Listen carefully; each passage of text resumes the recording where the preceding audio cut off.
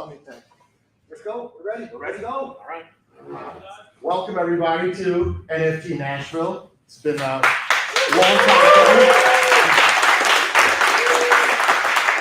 I'm very happy to be here. Very lucky to be part of the teams that joined together to put this event together. Number one, IBC Gang, which you won't see much of Tank until later, but it's Crypto Tank on Twitter. He was on the ground here for months, helping get this ready. IBC Gang, obviously, very present in Twitter, on YouTube, on Twitch, and then we have Cosmo Spaces. Where Little Games is here. You might remember him as the host for the Cosmoverse event in Colombia. He'll be hosting, and you'll see quite a bit of him today. And my name is Joe.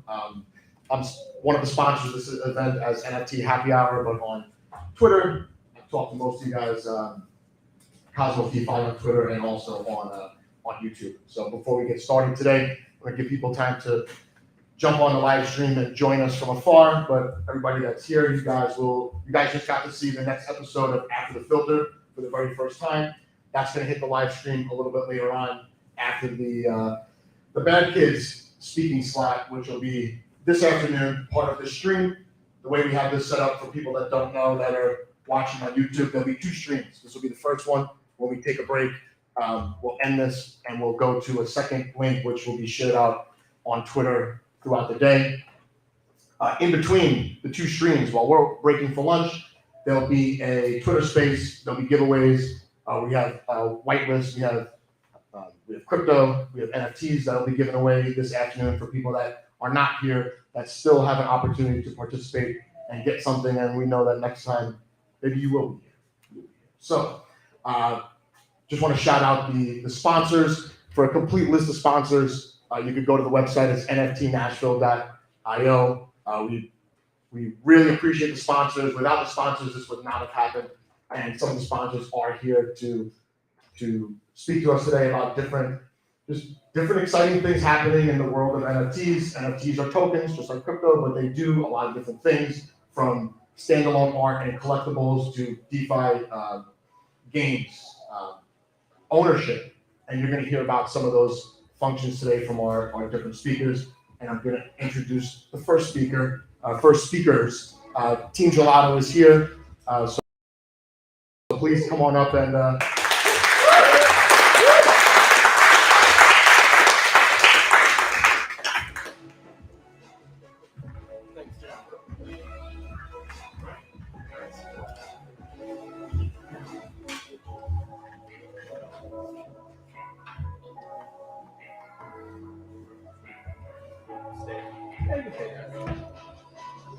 well, hopefully everyone's doing well. Very excited to be here. And Dave, thank you for running our slides.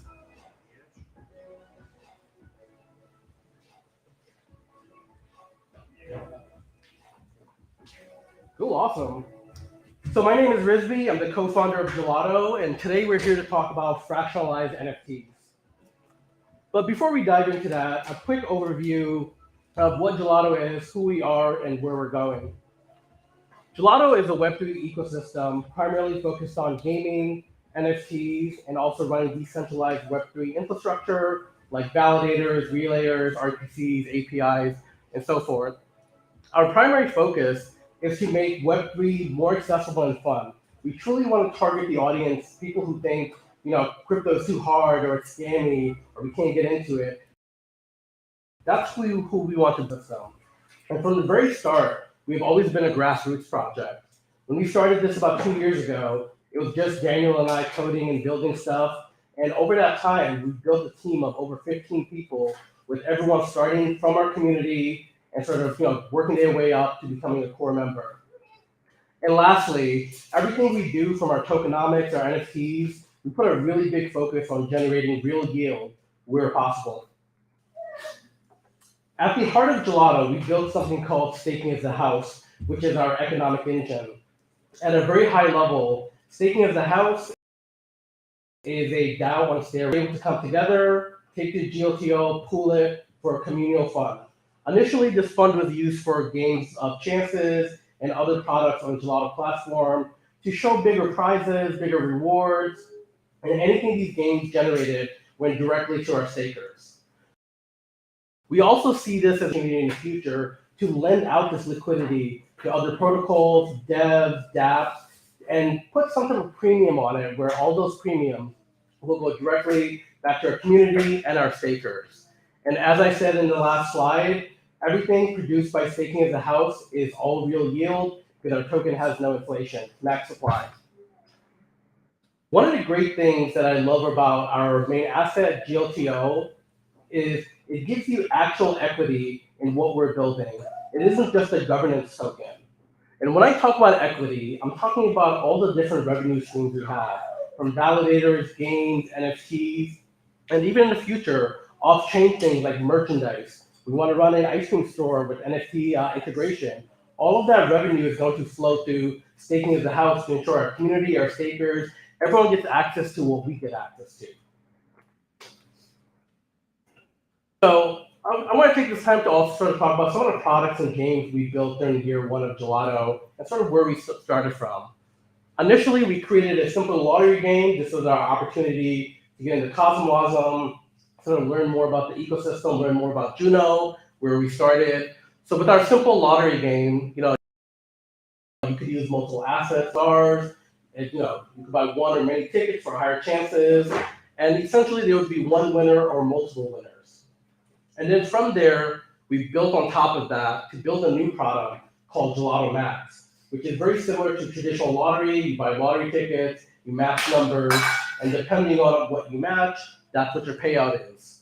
And one of the cool things we're doing with this product is we're going to be integrating it into services like YieldMost, Restate, and it's going to essentially allow validators to be able to sell lottery tickets. So if you want to use your staking rewards, now you have another option. You don't have to restake, or you can actually use it in our products. So we're going to be supporting chains like Juno, Osmo, the Hub, and so on. And one last thing I want to mention about Gellotto Max, like a traditional lottery, if you buy a winning ticket at a gas station, that gas station gets a part of the jackpot. We're doing the same exact thing here to incentivize infrastructure providers to really use this service and give people access to it.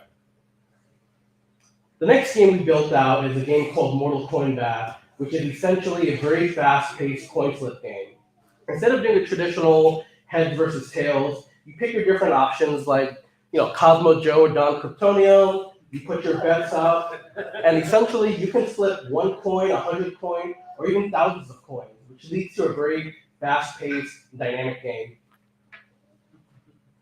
Along with lotteries, we've also done NFT raffles. We support multiple platforms like Stargaze, Tori, Secret Network, giving users another opportunity to take their NFTs and do something cool with it, allowing people to buy raffle tickets and Gellotto token, Atom, and other assets. And then the last product I want to talk about is a game called Sports Square.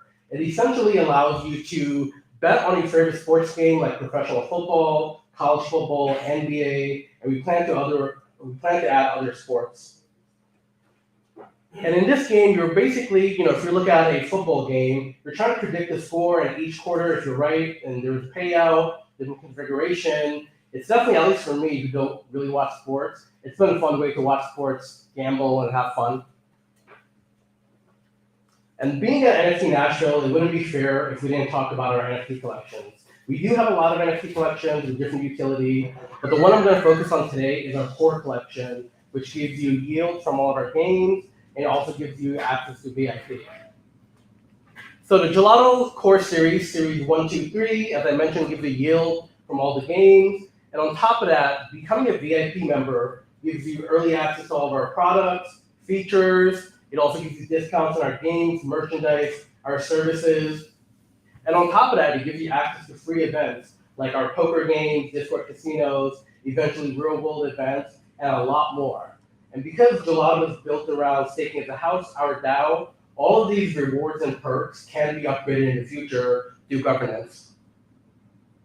And just to show off what this looks like, our Series 1 has a max of 40, Series 2 has a max supply of 420, and Series 3 has a max supply of 69. And all random numbers and nothing to do with anything. And the very last venture that we actually launched this year is called the Gellotto NFT label. So throughout our venture, building out all these NFTs, collaborating with so many artists, we've learned a lot of different things. And we really wanted to take all these skills and things we've learned and help other people get into this ecosystem. So with this NFT label, we're essentially targeting people outside of Web3, traditional artists, musicians, even if you're a comedian and you want to get your content as an NFT, we want to provide all the services to make that possible, from doing all the smart contract work, from any type of consulting, if you want to do development, just anything that you need to help you take your art and craft and create it into an NFT so everyone can appreciate it. That's the goal of the NFT. Also welcomed Maria from Women of Cosmos, who's helping us run this. I'm very excited about this, and we're going to be launching this officially towards the end of the year. And with that, I'm going to hand it off to our other co-founder, Daniel, to dive more into fractionalized NFTs and what this is going to mean to Stargaze. Thank you.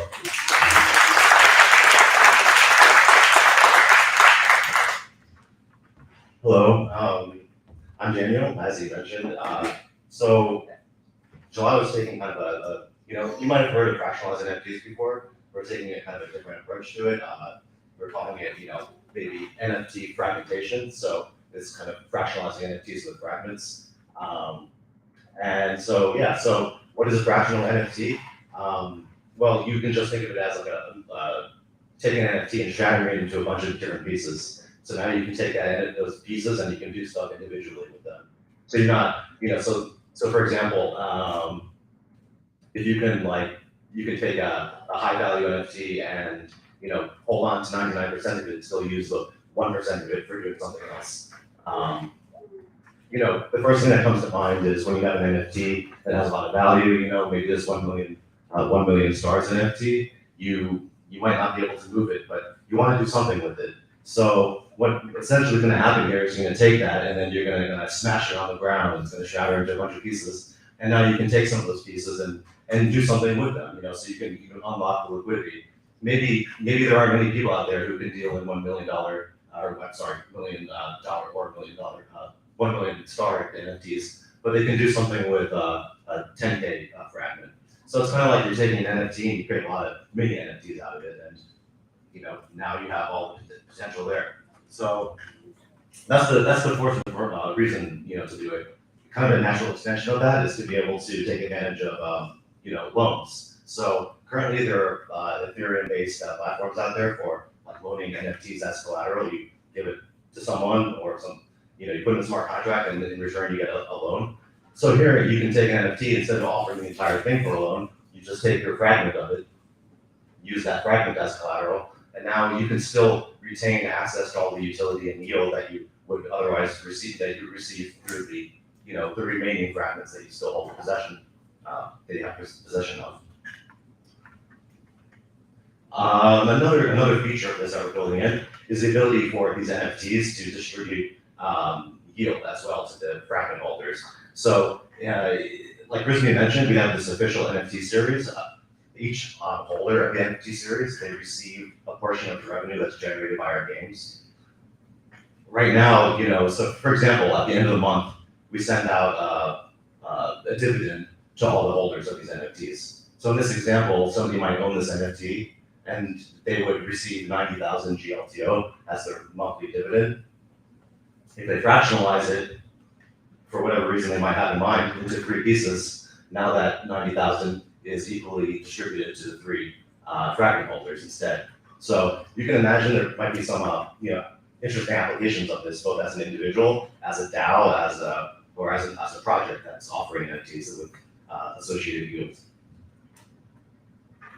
Okay, now this part is going to be hard, so I just want to walk through a little bit at a high level of the technical details here. They're getting too lost. So this is kind of like a view from the smart contract perspective. I'm an engineer, so forgive me if I go a little too far into the technical details here.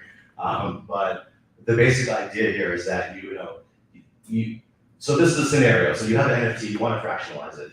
What you see on the source NFT, that's the NFT that you want to fractionalize. You're Frank in this scenario, or whatever, you're Frank, okay? And and you go on the platform, you're like, I want to fractionalize this NFT. What essentially happens when you do that is a new smart contract is created, that logic and the data that's required to run this thing to kind of create this experience. And at the same time, a new NFT collection is created, the one that has all the fragments there. That, well, it's a normal, Stargaze NFT collection smart contract that has those fragments. And one of the interesting things about this is that we're able to do this in a way that doesn't require anybody to kind of mess with data files. If anyone's going through the process of creating an NFT collection, you have to mess with a bunch of JSON files and images and figure all that stuff out. We're going to do this in a way where all of that is automated and has a minimum in terms of storage space, and it's also an efficient, fast process. So I'm kind of nerding out about this because it's going to be really fun to implement this. The last note I'll say about this is once you do fractionalize something, as long as you retain ownership of all 100% of your fractions, of your fragments, you can take the NFT back out. But as soon as you start trading it, now somebody else will have to take ownership of 100% of those fragments, and they can unlock it. So it's kind of like a lock and key or vault metaphor going on here. So that's the basic high-level overview of the smart contract side of stuff. Here's a picture of me when I'm older. This is sort of what this is kind of like now we're going to go into some kind of unique ideas we have, what we're going to pursue as we build this. So in the previous slide, you saw something broken up to a bunch of random pieces, kind of like a shattered glass. Well, we're going to take advantage of a AI-assisted process called image segmentation, where you break something up into high-level components that exist within the image. And then from there, you can trade and manipulate and play around with more meaningful parts like a head, a dress, I assume, nose, a mouth, and so on. So now people can buy and sell these fragments that are more meaningful and reassemble them in something kind of like like a puzzle, for example. So it's I'm excited, and I know there are a lot of possibilities that this will open that I haven't even considered yet. So going into the future, it's going to be interesting for me to see how this evolves. So that's kind of the first, novel idea I'd like to present here.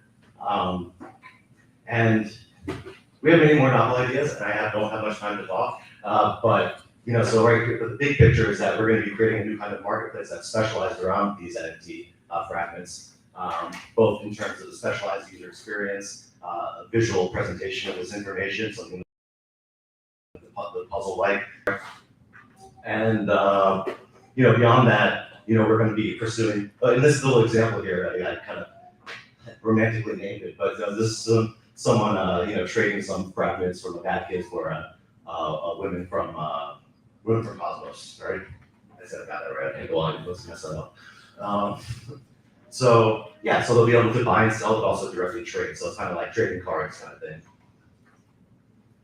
In the future, we're going to be also developing this notion of a vault, which is the ability for people to pull their NFTs together, whether they're whole NFTs or whether they're also fragments, and basically take action together, like banding to form a party. And this could lead to creation of games, creation of something like trading ETFs, where you create a fungible token that represents the contents of a vault, and so now you can trade that token, with these assets locked up in there. So we're going to be exploring games where people can merge vaults, and I'll just stop myself there because I'm about to go into a rabbit hole for that. But basic idea is we're pursuing the development of this new marketplace, and it's going to be the platform for everything we do going forward.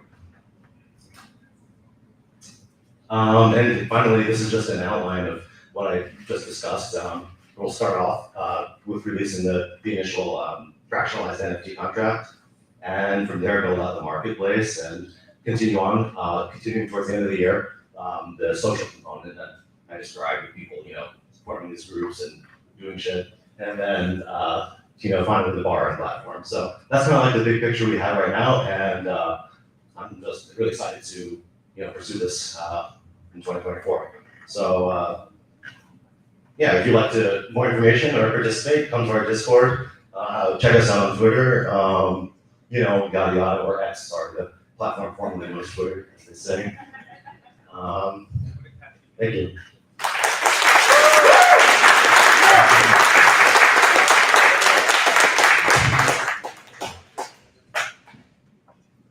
Joe, get on up here. Do your NFT thing.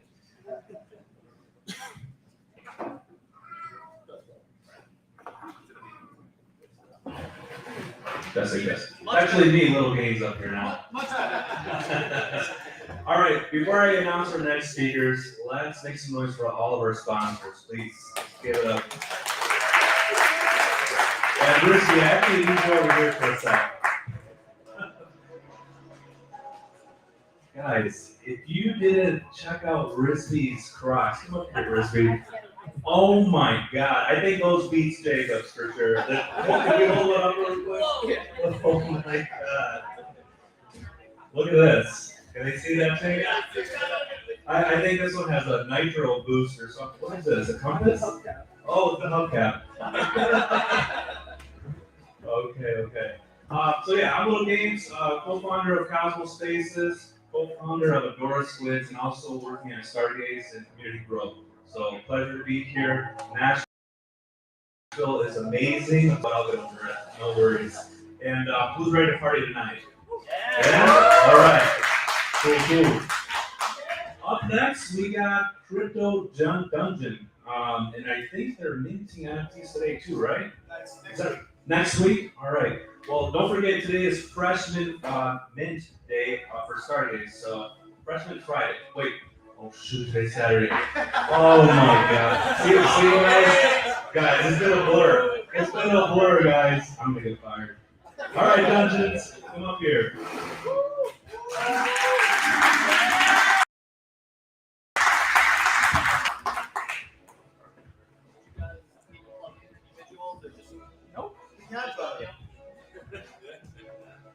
We had some stuff we put up. I don't know if you want to wait till break to it. It would be Yeah, what is that? I had a video. Don't worry, the presentation will be starting momentarily. Some of our NFTs.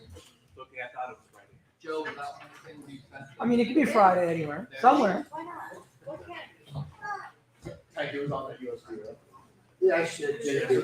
We can just talk about what we look for. Go up. Yeah. So thanks for having me, guys. I actually really think this event's going to be something huge moving forward in the future, and I'm really excited to be here with you guys. I'm Lee from Crypto Dungeon. I'm one of the founders. This is Brad. He's one of my co-founders. We actually met several years ago, and I had this idea of I wanted to create a company with my friends that was fun. It didn't feel like work. And when I was talking to my friend Brad, I wanted to have a gaming company, so we put our visions together, and that was sort of the idea. And we actually started validating on Juno and Stargaze last July, and we founded our company about last May. So we've been working and planning and building a roadmap the entire time, and now we have a fully ready game that's a live action role playing game. And Donovan here is our dungeon master. He's also going to be one of our partners, and he's going to be running all of the games.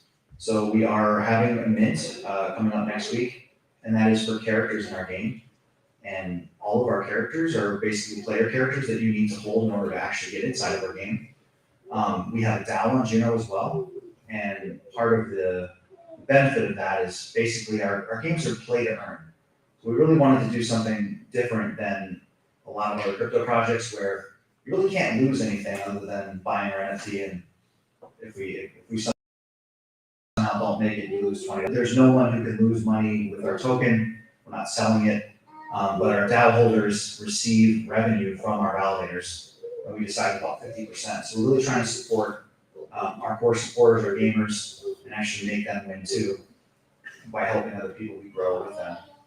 So I can let Donovan talk about the game a little bit. Sure.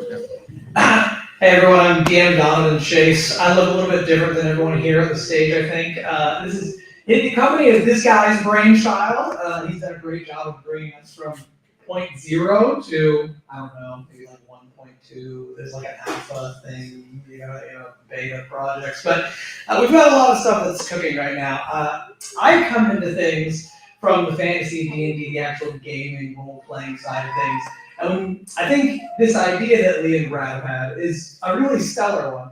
Because you look at like that reveal that happened a few years back from all the Twitch streamers, right? Critical Role at the very top of that list. They're playing the kings and queens of the live streaming world, right? So why not crypto being involved, or why not do NFTs, something involved with Dungeons and Dragons, which is clearly one of the most popular forms of online entertainment these days that humanity has to offer. So I think when you take what I've been doing, which is creating a Dungeons and Dragons role-playing MMO game, so I've got over 100 active players that are involved inside this big fantasy world. The lore only gets bigger and bigger and bigger. They've been doing this for the better half of a decade now. You take all of that and you think, wow, characters can be NFTs. Armor can be NFT. Weapons can be NFT. There's a lot of different things that you can work into this. Bosses that people kill, like really cool dragons and things that we've got prepared on the side that y'all can take a look at later if you want. This can all be made into an NFT.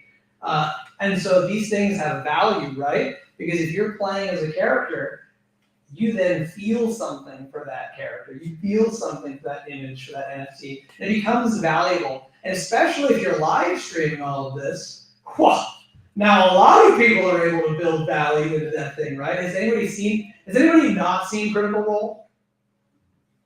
Okay, so like the whole room has, like everyone's seen Critical Role, so you get it, right? I'm sure you all have your favorite people that you really like, people that you don't. And so those NFTs, they'll have value for you, right? They'll be connected to your perception of the live stream gamers. Trade them, you can hold on to them. But the more you play with us, the more you earn as well. And that, I think, goes back into what so that Lee can talk more a little bit about. That's part of sort of his specialty, right? My job is to come up with all the various different games that we'll be playing, similar to what Gellotto had mentioned. We're working on more than just a normal standard Dungeons and Dragons campaign. So right now we're beta testing this playing cards that we'll be able to use that we'll probably have up on a website so people can get involved that way if they don't want to spend hours playing Dungeons and Dragons. I don't know why you wouldn't, because it's hilarious, good fun. But there's you gotta make something mass marketable, right? Something that everyone can get involved with. And if you're having a game with maybe like 4 players at a time, there's only so many people that can get that premium experience, right? So there's gotta be other ways to bring people in. The other thing we're doing is these big, I don't know if you're MMO players out there, if you play video games, but there's these things called raids.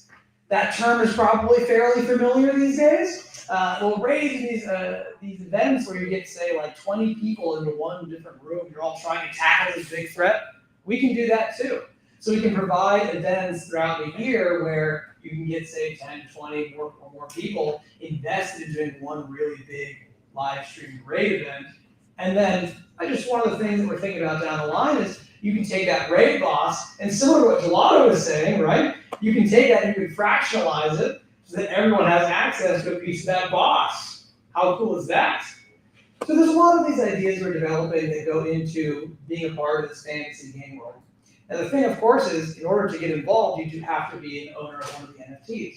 And once you're there, they give you access to the community and all the wonderful games and projects that will be running in that fantasy world, which currently has, I believe, 233 pages of developed lore. So I'm looking forward to building more of that, more and more hundreds of pages with you.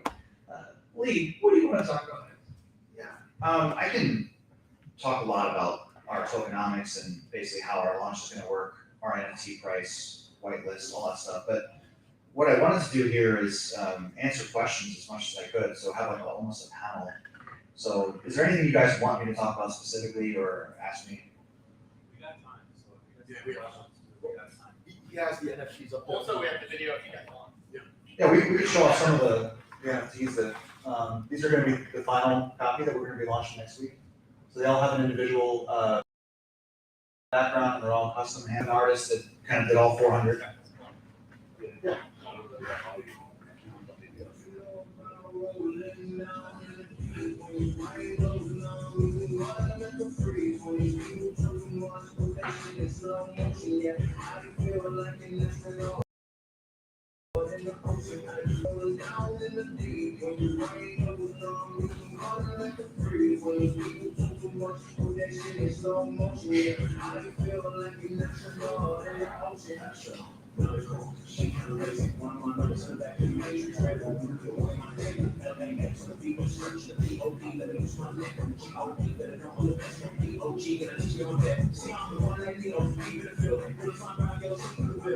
So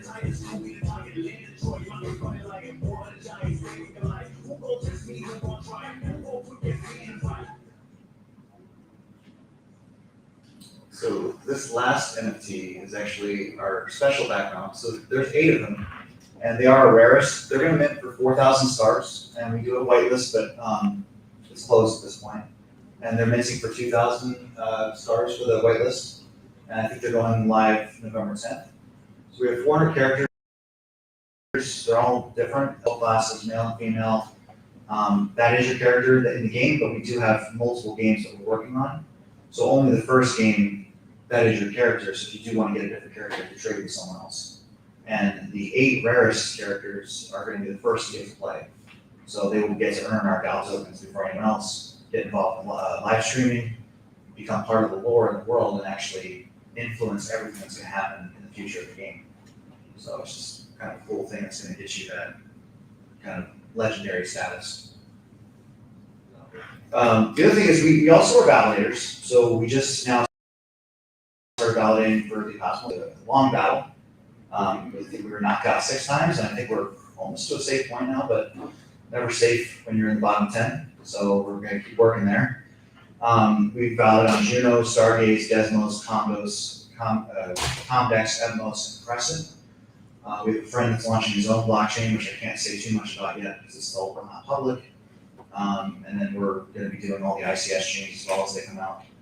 So that is where we get our revenue source for funding the gaming token.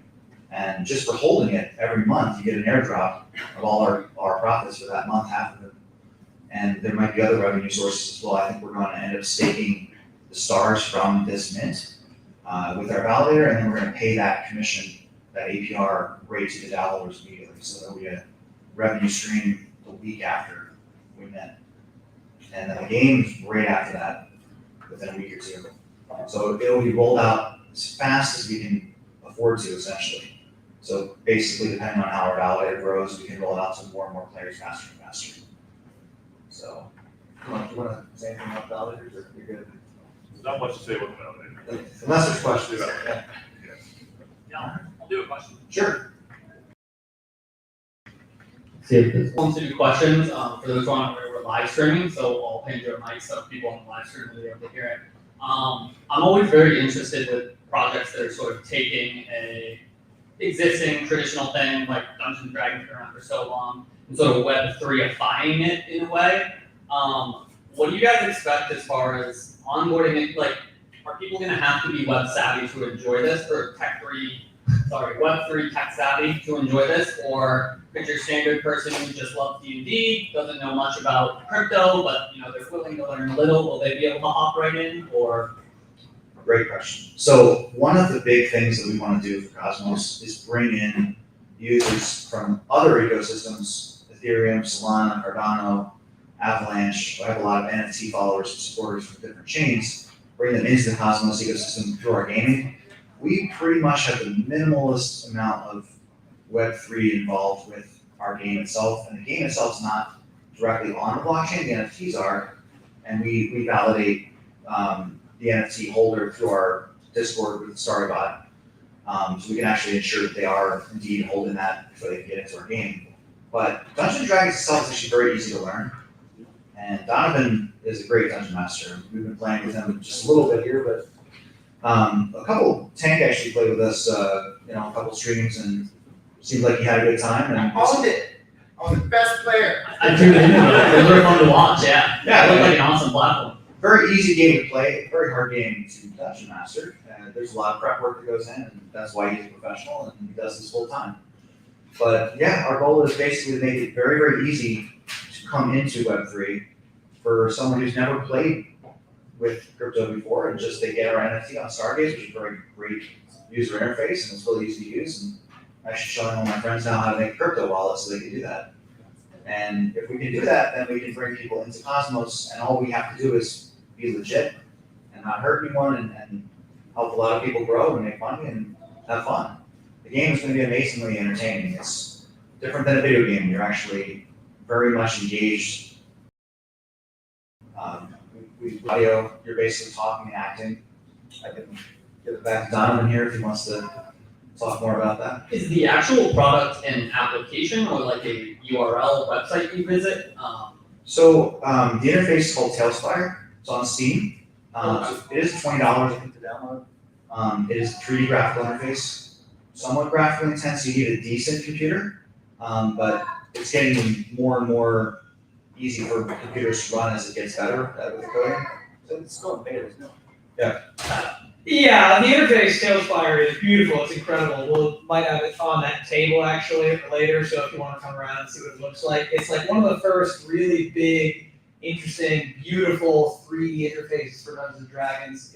For those of you who may have played before, you've probably used things like Roll20 or Fantasy Grounds, where you have like a 2D map, right? You got like a little paper token. But to be honest, that kind of sucks. I'm sorry. Because it's three-dimensional, I mean, you could build a haunted mansion, right? And then people can go in that mansion and they can go up different levels. You don't have to worry about line of sight. If you can see a token, congratulations, you have line of sight. If you can't see the token, guess what? You wouldn't know that it's there. You wouldn't know to ask the question, right?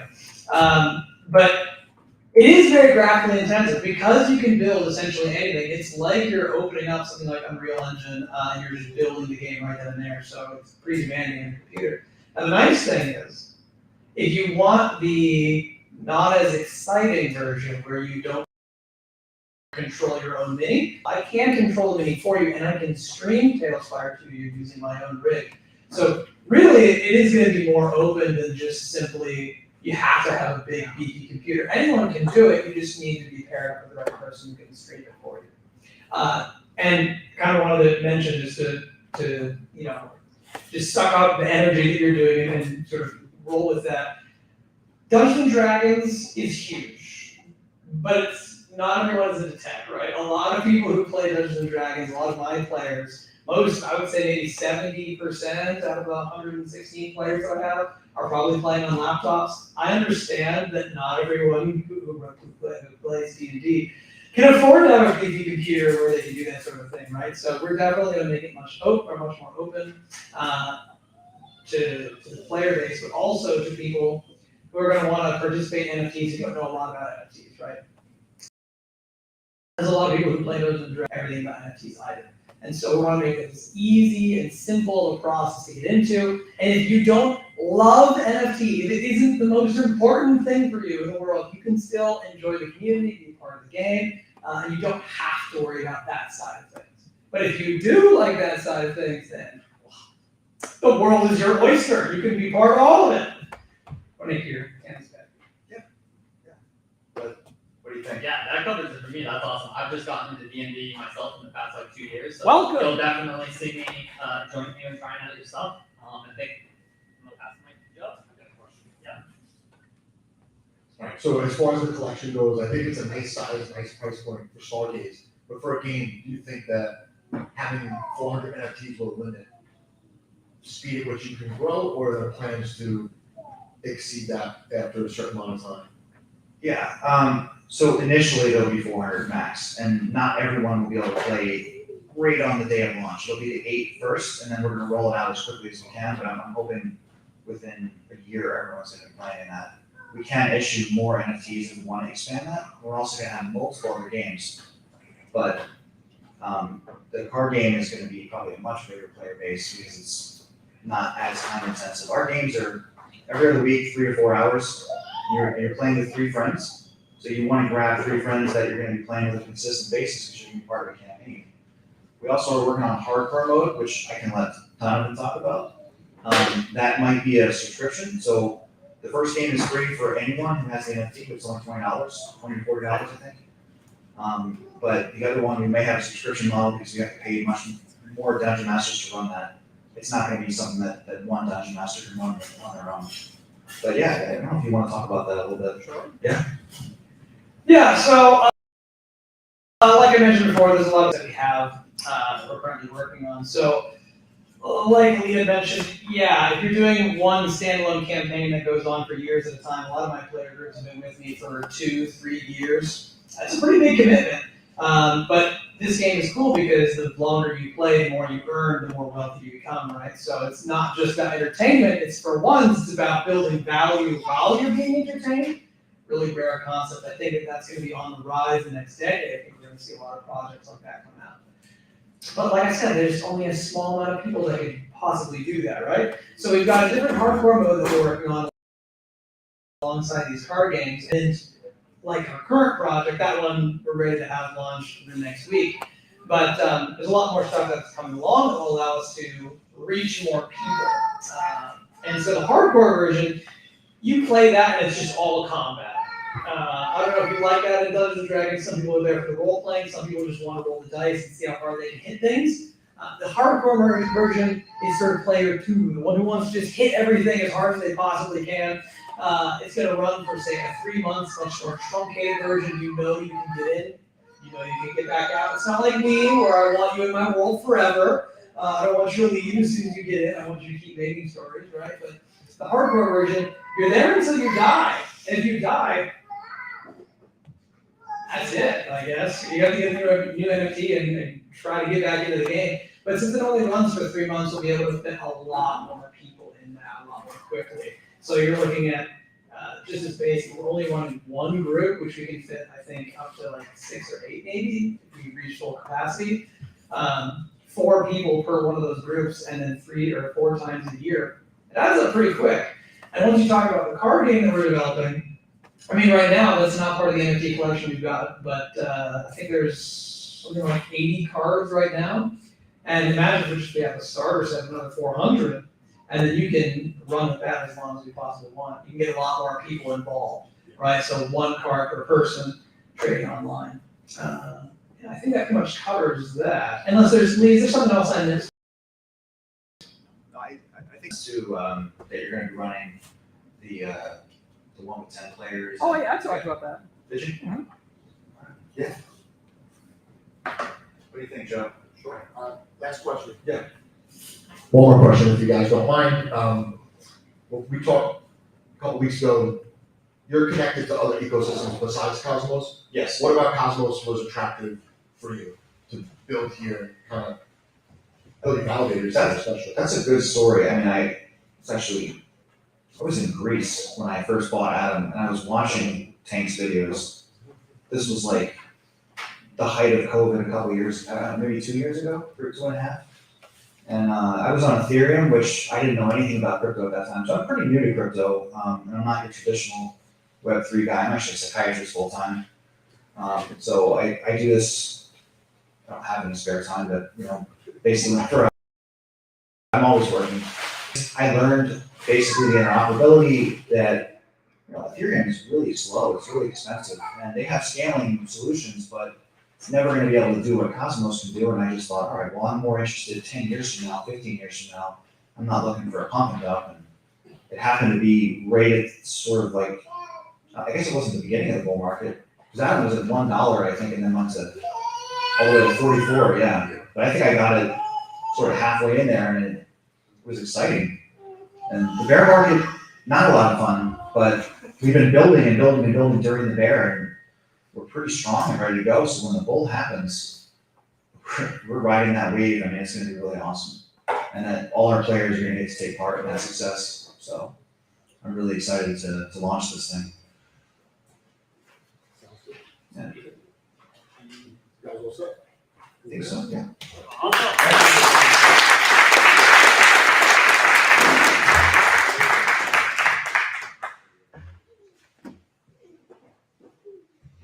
All right, I know that we've seen the food roll in, but we've got 2 more speakers before lunchtime.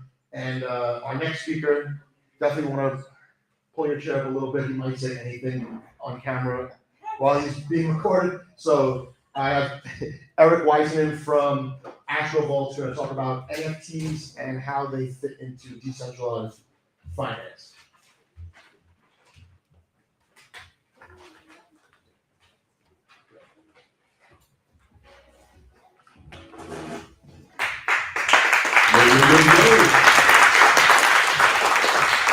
Hey there, NFT Nashville.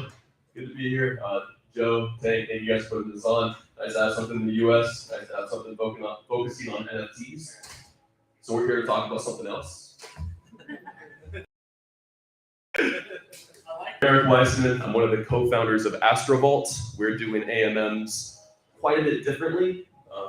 Pretty new to market. We've been live for the last 3 months or so with our beta MVP version. We're getting ready to start scaling. But what we're doing a little bit differently here is we are monetizing DeFi.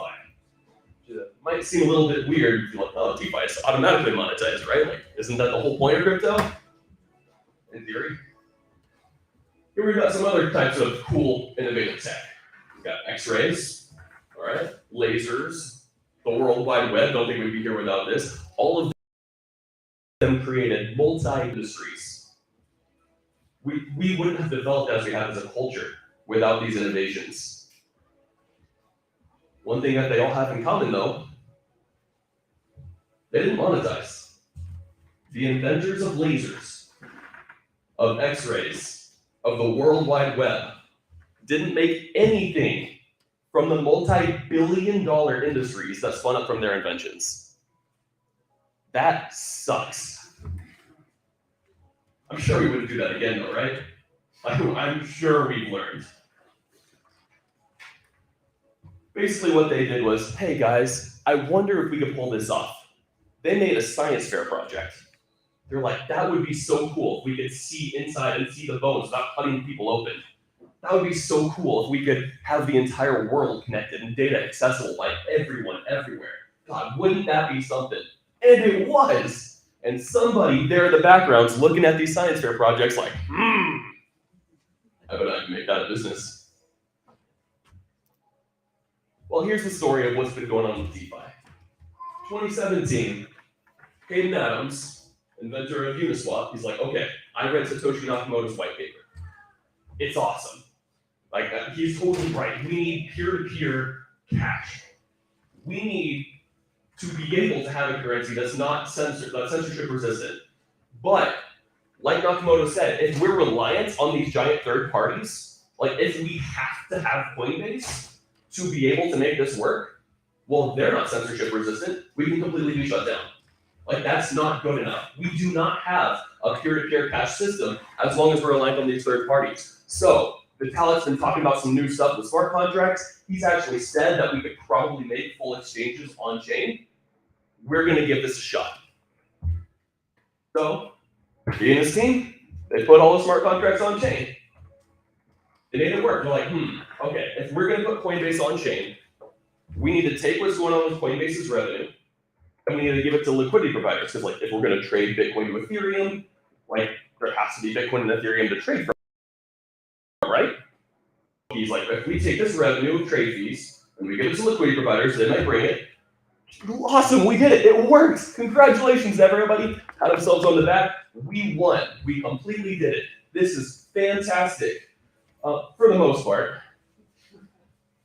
wasn't the whole point of bringing Coinbase on chain to then, peer-to-peer system? That's great. That's fantastic. We just took all of Coinbase's revenue and gave it to the liquidity providers. Where's our revenue? Yeah, they don't have it. Like, oh, you can Google like how much revenue Uniswap makes. You can Google how much revenue is made on Uniswap, but how much of that revenue does Uniswap make? In fact, just of the last week, they finally did monetize. They just charged an extra 0.1% fee, and they give it to the team. Still absolutely nothing for the token holders. $4.5 billion valuation, zero revenue. That's broken. We don't have a revenue. How are we going to make money from this? We put a whole bunch of work into the science fair project. Let's launch a token. If they buy it from us, everything's groovy. Does it earn revenue? No. Does it govern the money that's on the exchange? No. Is it stock? Is it equity in the company? Like XRP is like, can we actually earn from the company? No. We just launched a token because we didn't have revenue. So what does it do? I'm passing off to Ethan.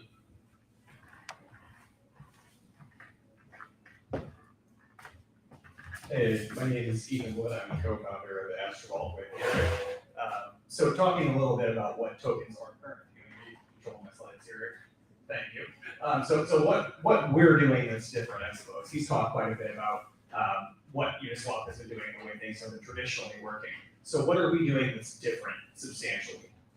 This is a great graph that explains, kind of how things have been working traditionally with AMMs, and then you have our graph.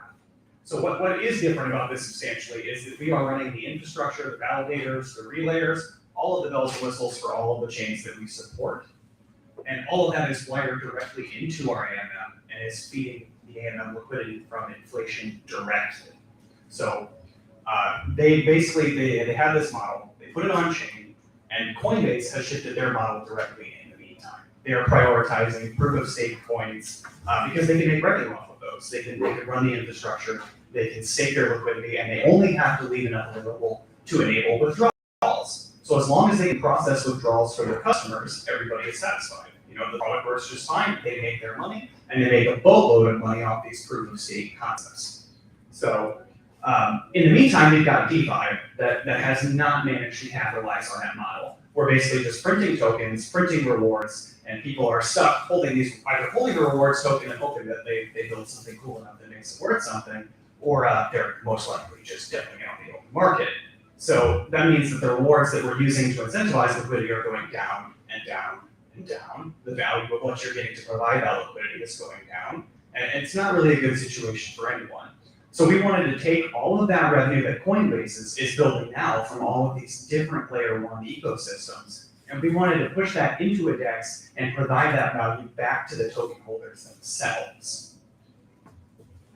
You have a slide for me here? Yeah, so now we've taken it and we've set it up so that like I said, the inflation is directly feeding into the smart contracts, and so that basically we're building a treasury of assets to support our token, the value of our token, and to build something more than just a good suggestion box for what we should be building, right?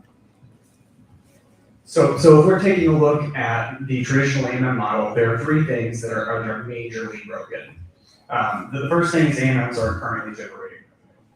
That's a big problem Eric talked about, huge issue, and it has to go back to the token holders somehow. What incentive do I have as a user to get involved in this project? Why do I care? Are they just printing sky money? Like, what's the point, right? There has to be something that drives back to users and it gives back to the people that participate in these communities. So that's the first problem with AMMs. Also, getting liquidity for your token is extremely expensive. We're in a bear market right now. Everybody is hurting. And nobody wants to be greased at the door, right? Nobody wants to try and come into NFT Nashville. Well, that'll be $1,000, sir. No, it doesn't work in this current climate. So people are all struggling to get liquidity and are struggling to maintain that liquidity. So that's the second problem that we address directly by drawing that layer one inflation. So basically we're building liquidity perpetually for projects without charging them anything up front. Liquidity is also hard to retain long term because people want that high APR. They want that juicy APR, they want to earn, and they'll go wherever that APR is. They don't really care about osmosis or pancake swap, or they're not maxis about the platform. It's more about what does this do for me as a user? What does this contribute to me in the end? So it's hard to keep that liquidity inside the AMM. So what we're doing differently, we've launched our MVP on Archway Mainnet. I don't know if you guys are familiar with Archway at all. If you're not, definitely go check them out. It's archway.io. We've made over 26K in profiling liquidity from a variety of sources with no token currently. We do not have a token line. All the liquidity we have on our exchange is just with partners and various users that make up our community. We will be offering an airdrop at some point in the future, but currently we do not have incentives live on the exchange. We basically are taking the perpetual expense of liquidity hosting, and we're basically securing exchange directly with these validators. So that feeds this pool and builds liquidity for these projects, and it's cyclical. The more liquidity we get, the more liquidity they get, and it stays in the AMM, and it generates more rewards from the individual layer one chains and builds that pie.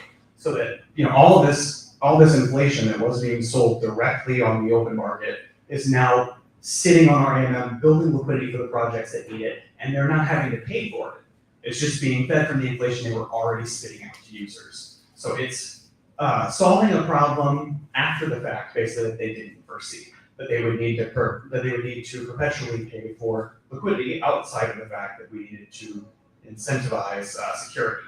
So if you want to flip me over So the current state of Cosmos, apps currently are not making much revenue.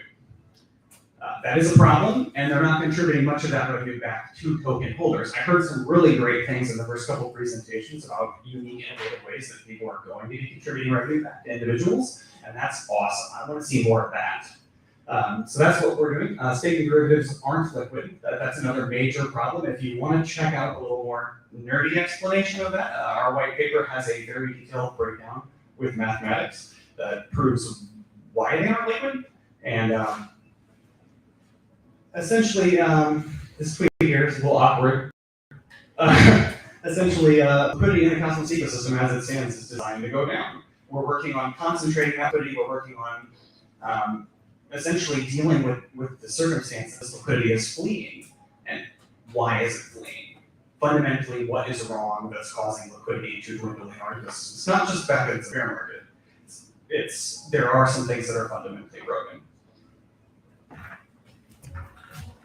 Thank you. At this point, actually 63K in POL. I think we'll get to that pretty quick. And yeah, I mean, we've seen TVL go down from $1.6 billion to as low as like 60-something million. It's on its way back up, which is good. But we are seeing this. We've seen layer ones that have fully launched that don't have a liquidity pool listed yet, and they're stuck. They're trying to figure it out. How much do we spend on this? Now we're being told we're supposed to use general purpose concentrated liquidity. Don't. General purpose concentrated liquidity for illiquid tokens is super dangerous. If you're going to build anything with POL, like that's a sure way to get your project rugged, not even by the team. Like it is not the way that liquidity should be hosted. Anyone can speculate and do that themselves, but that is not a proper way for price discovery. In a different conversation sometimes we'll get into the mapping on that. But you're seeing it with even Quasar not staying in range at times. But we need better services. New small chains need somewhere where they can go and get liquidity services. And liquidity is expensive. But the purpose, nerdy term, monetaristic inflation, the reason we print dollars is so that we can decentralize the cost of infrastructure in America. We print dollars to give to hospitals so that we can heal sick people. We print dollars to build railroads. Literally, it's so we can decentralize that expense. Right now in Cosmos, we are printing tokens to decentralize the expense of security. And it's not actually securing things yet, but decentralize the expense of infrastructure provision. Well, liquidity is expensive, and we retroactively decentralize the expense for liquidity provision through what's already being spent on security.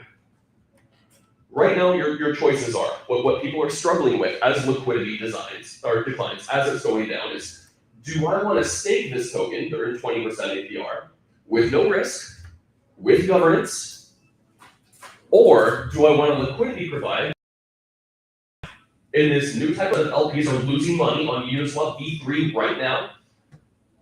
Do I want to assume a bunch of risk? Not even increment loss, permanent loss, where it's bidirectional in permanent loss. It's just lost.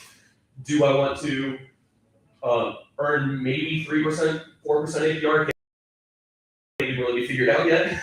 I think I'm just going to stake. Why wouldn't you?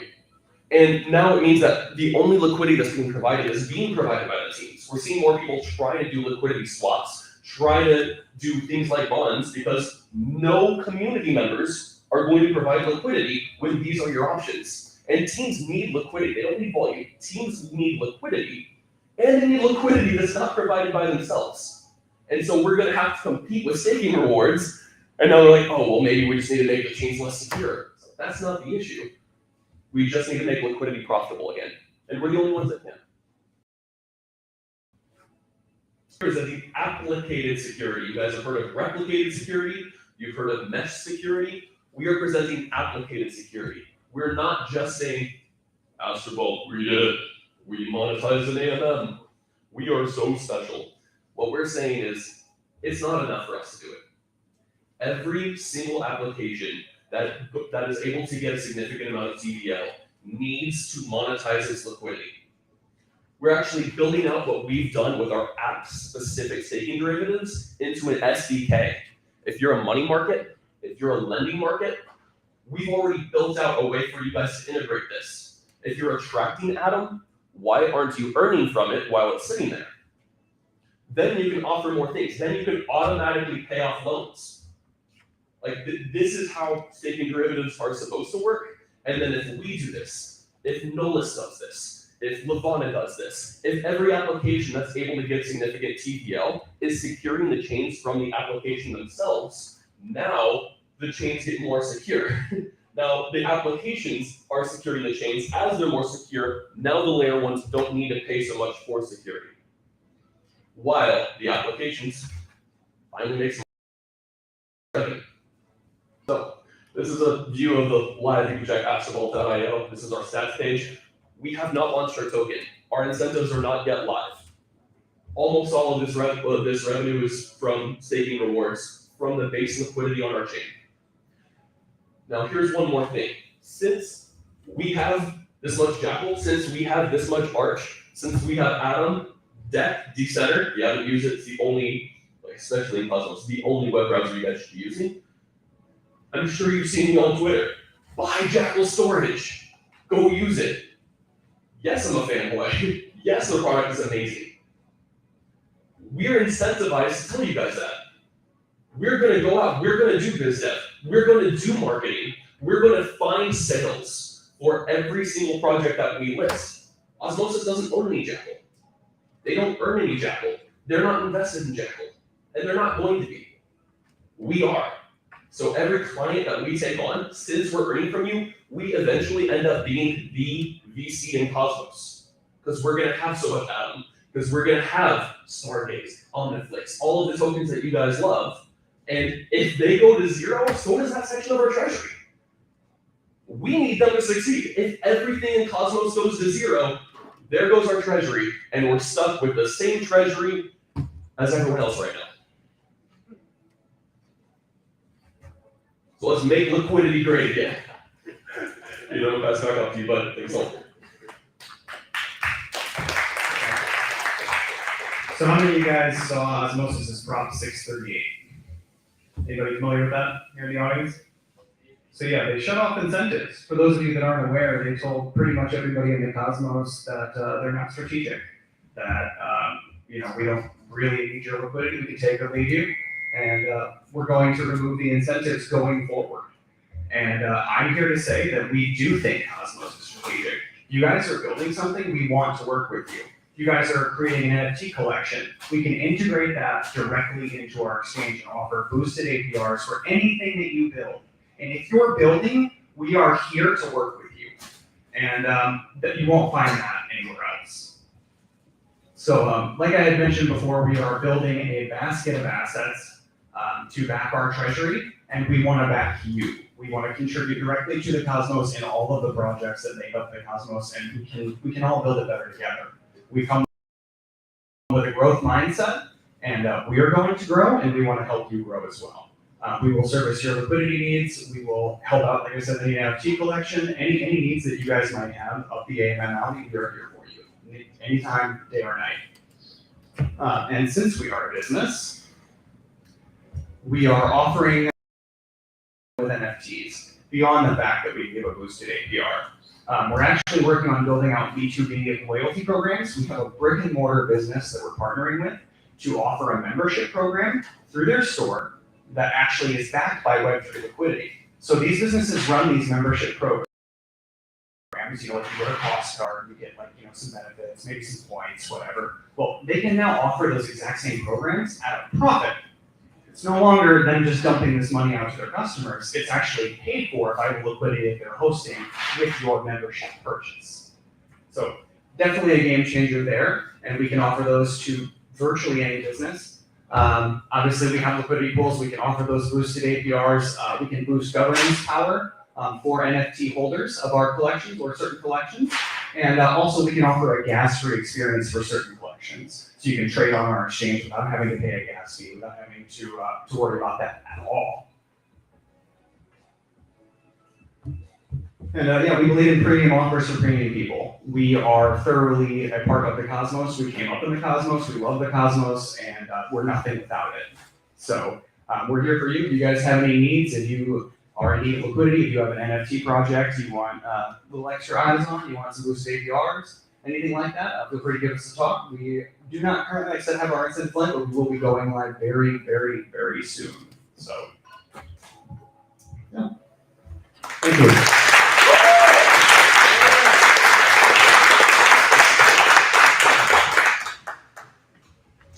All right, everybody, we're gonna have one more speaker before we break for lunch. And for people that are watching on the stream, there's going to be a second link for the afternoon session on IBC Gang's YouTube channel. This stream itself will end after Portland from Bad Kids comes up and teaches us how to make bad NFTs. Is that the topic today? That's Something else. All right, it's not that. All right. And here's Cortland, who's gonna talk. And for people that don't know, this is the Genesis artist from Stargaze, Bad Kids, which I think is the canonical NFT collection of the cosmos.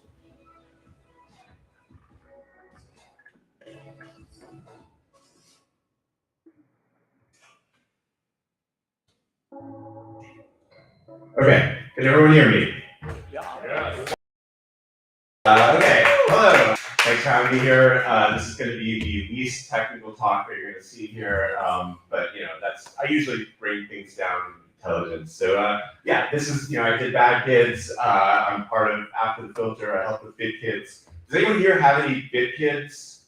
Anyone? Okay, you got one. It's gonna be a really successful talk. Two. Hey, you have some, Chris. You made Yes, it. I have plenty. Okay.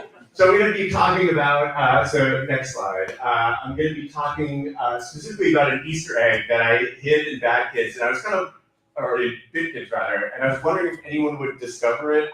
They haven't yet, as far as I know, so I'm just going to reveal it here. So yeah, so here's what you do.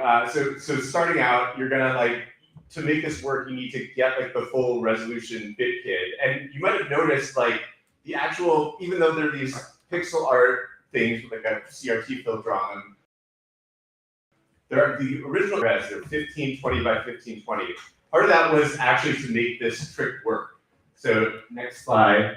And let's see if this plays. Okay, yeah. So the easiest way to get the full resolution artwork if you're on Stargaze is just to go into the wallet, find the one that you want to see full resolution. So we'll use this one for an example. You click into it, and then there's a download button underneath it. And so let's see. So you click that, and then next slide. Okay, so once it's downloaded, so here's full ultra resolution. But if you start zooming in, you might notice something.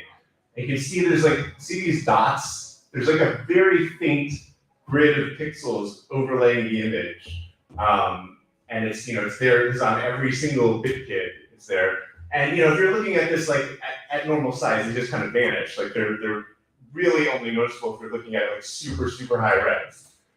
So let's go to the next one. And is this the yeah, next slide.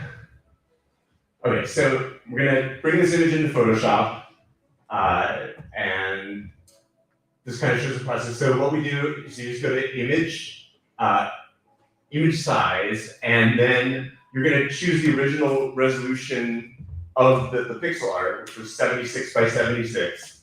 You type that in, and if you use nearest neighbor resampling, what happens after, let's see, this is gonna show us.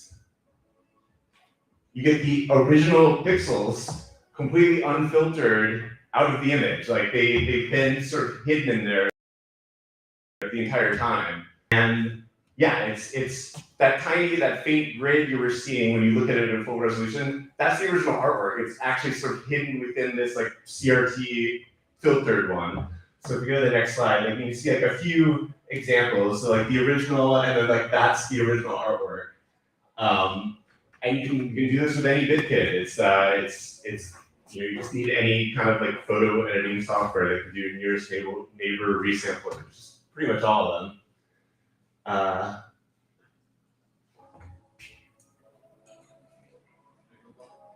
Yeah, we can go to the next one. Yeah, so I mean, nearest neighbor, if anyone here works with images, you usually use it when you're kind of upscaling pixel art because it's just duplicating what's already there. When you go the other direction, it's actually throwing out massive amounts of information. In this case, it's using these 20 by 20, each pixel in the finished piece is about 20 by 20 pixels. And within that, there's a single pixel in each one of those clusters that is the original, the pixel from the original artwork. So when you do nearest neighbor, it throws out everything except for that one pixel, and then you end up with, just the original pixels from the original artwork. What you're seeing here, those pixels, there's 76 in each dimension. Those are the pixels of the original artwork. Sweet. We can keep going. So I mean, when I was working on this with my brother Chris, the effect that went on it, which I really loved the way it came out, but for most of the project I was looking at it in the raw pixels, and I kind of wanted, for anyone that preferred that or thought that was a better look, I wanted to keep that information in there somewhere. I wanted to preserve it, and this felt like a interesting way to do it. Video games have Easter eggs. Easter eggs are fun. It's cool to hide stuff in there. So this was a fun way to do that. So for anyone that wants to get their ultra clean pixel version of Bad Kids, here's what to do. It works in Photoshop. It works in Affinity Photo. I haven't tested anything else, but it should be pretty similar to anything else. And that's it. Thanks, guys.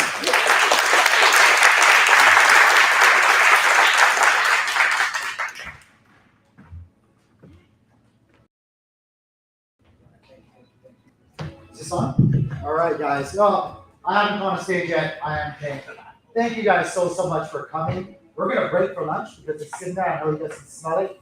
We're gonna get back to it. Joe, we're gonna cut this stream and then go to the new one later. Is that okay? Okay. Yep. Cool. Yeah, we're gonna break for lunch. We're gonna mingle for a little bit. Let you guys have a break. Enjoy the stream. Don't forget to catch the next one, guys, that are live watching.